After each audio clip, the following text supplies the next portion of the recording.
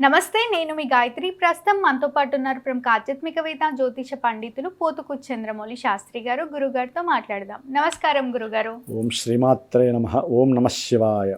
గురుగారు, 27వ తారీఖు జూన్ 27వ తారీఖు శని త్రయోదశి వస్తుంది. మళ్ళీ ప్రతి ఒక్క రాశుల వారు కూడా ఏదో ఒక సమస్యతో ఇబ్బంది పడుతూనే ఉంటారు. ముఖ్యంగా అర్ధాష్టమ శని అని, అష్టమ శని, ఏళ్ళనాటి శని. ఈ శనులు ఒక రకమైతే ఆరోగ్య సమస్య, వివాహ సమస్య, ఉద్యోగ సమస్య, ఏదో ఒక సమస్య ఇంకా మన డైలీ లైఫ్లో.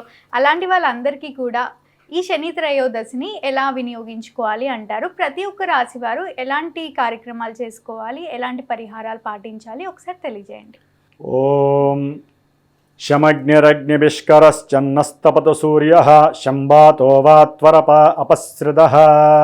ఓం శం శనైశ్చరాయ నమః.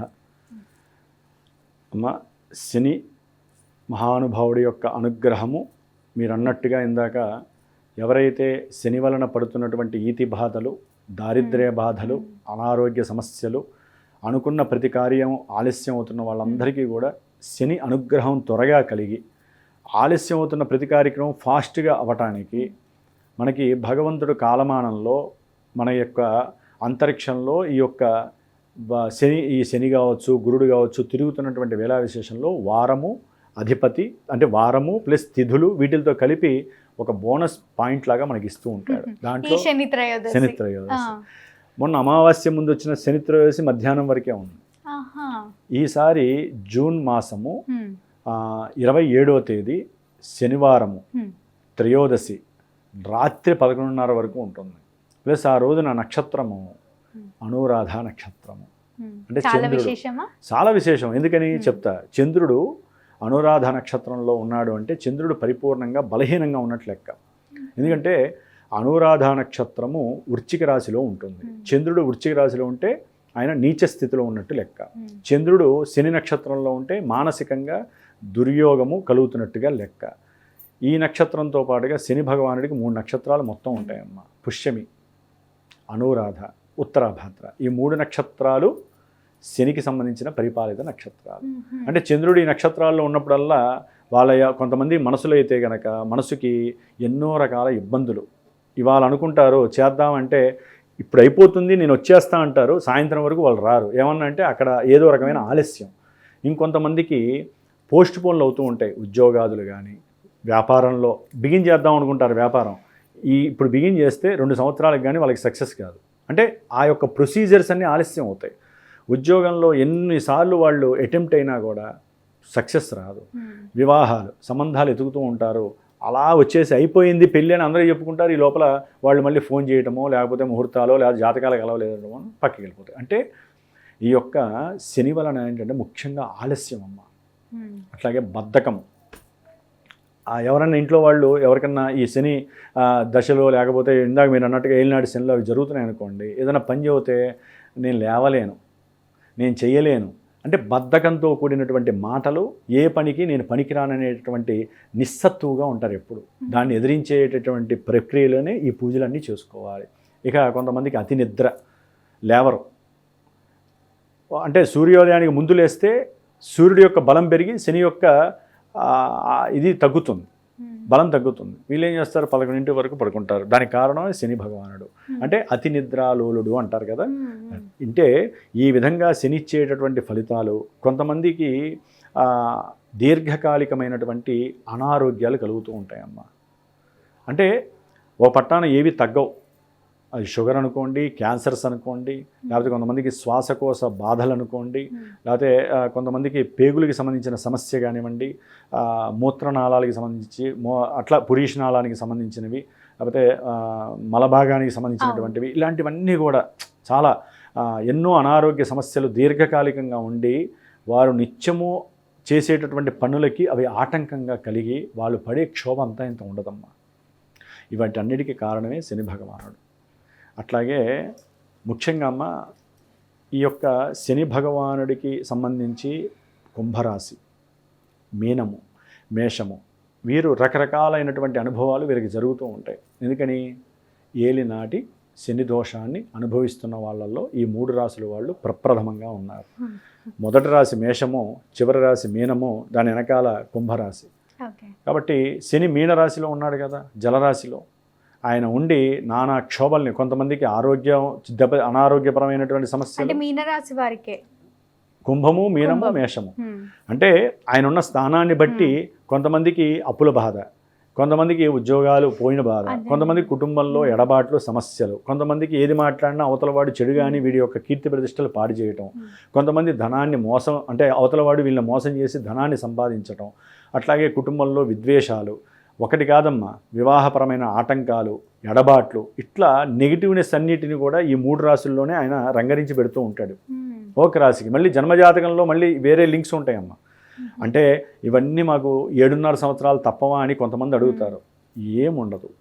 7.5 సంవత్సరాల్లో మీ జన్మజాతకంలో ఎన్నో గ్రహాలు అంతర్దశలు మారుతాయి, దశలు మారుతాయి, విదశలు మారుతాయి, ఈ గోచారంలో వేరే గ్రహాలు, ఇవన్నీ కూడా మిమ్మల్ని రక్షిస్తూ ఉంటాయి. కాబట్టి ఎన్ని సమస్యలు వచ్చినా కూడా తట్టుకొని చాలామంది గెటాన్ అవుతూ ఉంటారు. కొంతమంది అట్లా కాదమ్మా, వ్యాపారస్తులు అలా వెదుగుతారు, అధికారులు ఒక్కసారి కింద పడిపోతారు, మళ్ళీ లేవని కూడా లేవలేరు. దానికి కారణం ఏలినాడు శని. ఇక అష్టమ శని, సింహరాశి. ఇక వీరికైతే మృత్యు వచ్చి అలా వాళ్ళ మొహంలో మొహం పెట్టి వెళ్ళిపోతూ ఉంటుంది, అలా వచ్చి తొంగి చూస్తూ ఉంటుంది. మృత్యు అంటే ఏంటి?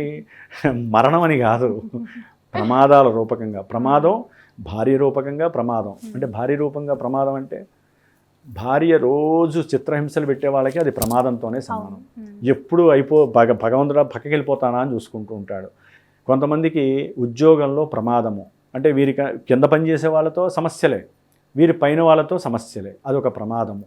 ఇక బండి మీద వెళ్తుంటే ఇంట్లోంచి ఫోన్ రావచ్చు, ఆఫీసులోంచి ఫోన్ రావచ్చు, లేకపోతే వీళ్ళు ఏదన్నా గబాలన ఫోన్ వచ్చింది కదా అని చూస్తే వెంటనే వెళ్ళి ఆ కారు వెళ్ళి టచ్ అవ్వటము, వేరే వాడు వచ్చి వీడిని టచ్ అవ్వటము, అది వెళ్ళి రక్షక భటులు అంటే పోలీస్ స్టేషన్కి వెళ్ళటం. ఒక్కోసారి ప్రాణాలు, కొంతమందికి జన్మజాతకంలో మృత్యు మారక దశలను జరుగుతాయమ్మ, ప్రాణాలు కూడా కోల్పోయే పరిస్థితి.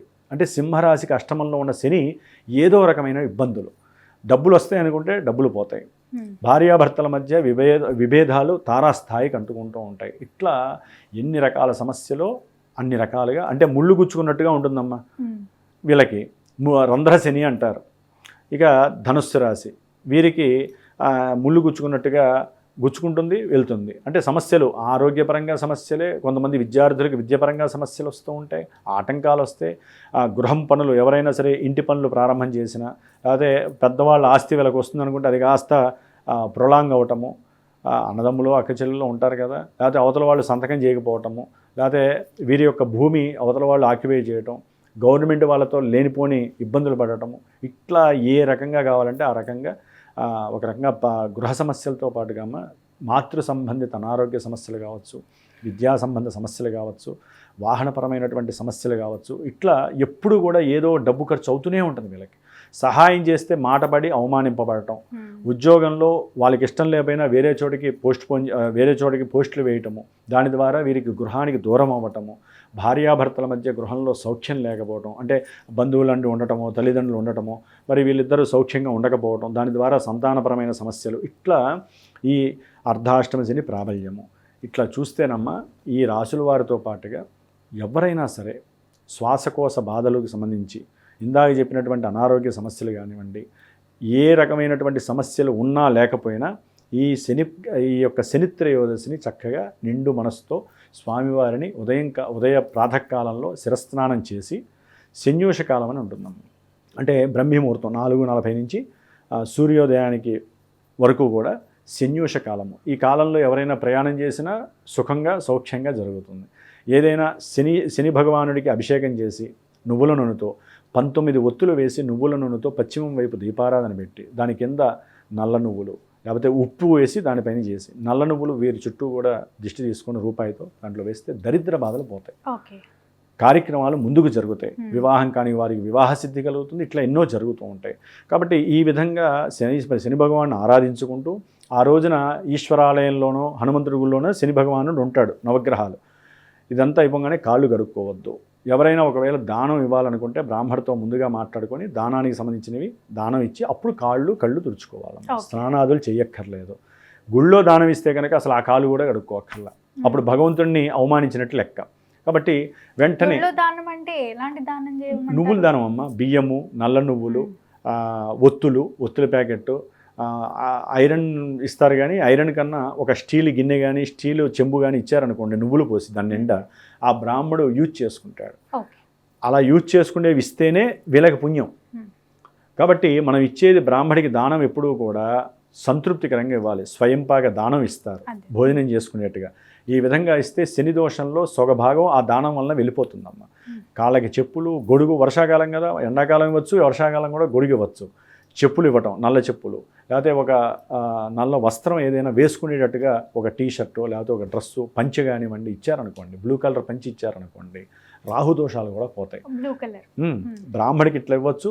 లేదా కొంతమంది బయట ఉంటారు కదా, పెద్దవాళ్ళు ఉంటారు, అడుగు తినేవాళ్ళు ఉంటారు, బెగ్గర్స్ ఉంటారు, కాళ్ళు చేతులు లేని వాళ్ళు, వాళ్ళకి కంబలీలు అని ఉంటాయి. వర్షాకాలం శీతాకాలం వస్తున్నాయి కదా, వాళ్ళకి ఏదైనా తీసుకెళ్ళి ఒక 8 మందికి దుప్పట్లు దానం చేయండి. అట్లా ఏదో రకమైనటువంటి స్వల్ప దానం అమ్మ. ఈ విధంగా చేయండి. ఆ రోజున శివాభిషేకం చేసుకొని శిరస్సు మీద నెత్తి మీద నీళ్లు జల్లించుకొని తీర్థం తీసుకోవాలి. ఇది అయిపోగానే హనుమంతుడికి సాయంత్రం పూట ఆరాధన చేయించండి. అంటే ఏంటి, హనుమాన్ చాలీసా ఒక 11 సార్లు చదివి హనుమంతుడికి తమలపాకులతో అర్చన, మల్లెపూలతో అర్చన చేయించండి. ఆ సింధూరాన్ని నిత్యము అక్కడి నుంచి 45 రోజులు ధరించండి. శని పెట్టేటటువంటి బాధల్లో చాలా వరకు తగ్గిపోతాయి. కాబట్టి ఈ విధంగా ఈ యొక్క శనిత్రయోదశి అనురాధ నక్షత్రము శనివారము కలిసి రావటము ఆయన యొక్క సొంత నక్షత్రంలో ఉన్నందువలన శని ఇంకా తొందరగా ఫలితాలను ఇస్తాడు. కాబట్టి ముఖ్యంగా మానసిక బాధలు పడేటటువంటి వాళ్ళు, మనసుకి ఏదైతే కోరుకుంటారో అది జరగనటువంటి వాళ్ళు, ఏ వ్యవస్థలో అయితే ఎన్ని రకాల సమస్యలు పడుతున్నారో వారు కానివ్వండి, సామాన్యంగా గాలి పీల్చి వదిలే ప్రతి మనిషి, ప్రతి జీవి, అంటే ఇప్పుడు జీవరాశుల్లో మనమే కదమ్మా పూజ చేయగలిగే భాగ్యం మనకు భగవంతుడు ఇచ్చాడు. కర్మ అంటారు కదా, ఆయన ఎవరు? శని భగవానుడు.